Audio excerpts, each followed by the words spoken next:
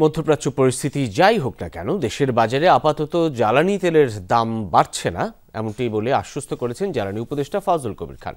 ভর্তুকি নয়, petroleum corporation বিপিসির মুনাফা কমিয়ে সংকট সামাল দেওয়ার কথা সরকার ভাবছে বলেও জানান তিনি।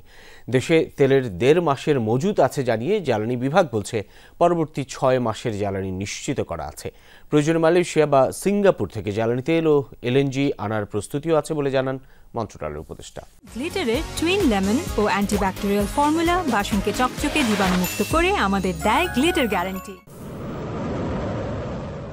ইরান ইসরায়েল যুদ্ধ, হামলা পাল্টা হামলা, তারপর যুক্তরাষ্ট্রের ইরানের পরমাণু স্থাপনায় হামলা, জবাবে মার্কিন ঘাঁটিতে তেহরানের আঘাত।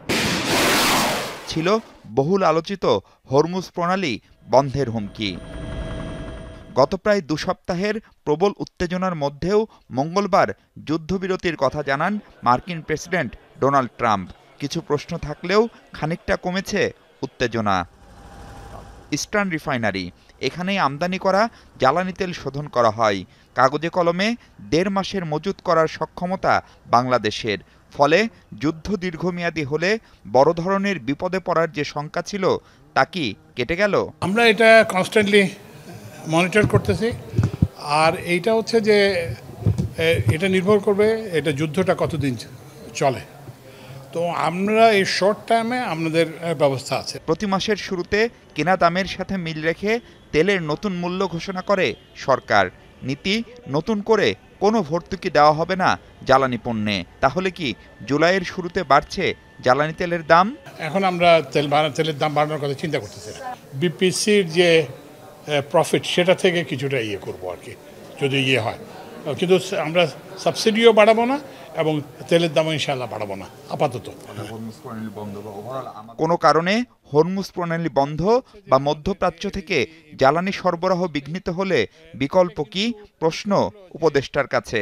এলএনজি সাপ্লায়াররা, যদিও এলএনজির মেজর সোর্স হচ্ছে মিডল ইস্ট, কিন্তু এরা বিভিন্ন জায়গা থেকে সাপ্লাই করে। সিঙ্গাপুর থেকে সাপ্লাই করে, মালয়েশিয়া থেকে সাপ্লাই করে, জ্বালানি তেলও ইয়েতে।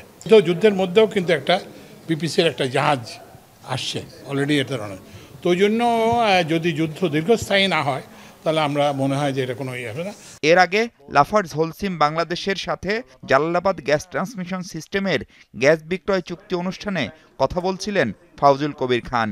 This is not resolved because we cannot subsidize any operation. এ সময় নবায়নযোগ্য জ্বালানিতে ইউরোপের দেশগুলোর আরও বিনিয়োগের কথা বলেন ইইউ মিশন প্রধান। লাফার্জের সাথে করা এই চুক্তিতে এনার্জি রেগুলেটরি কমিশন নির্ধারিত দামে গ্যাস বিক্রি করছে সরকার। মাহফুজ মিশু, যমুনা নিউজ, ঢাকা।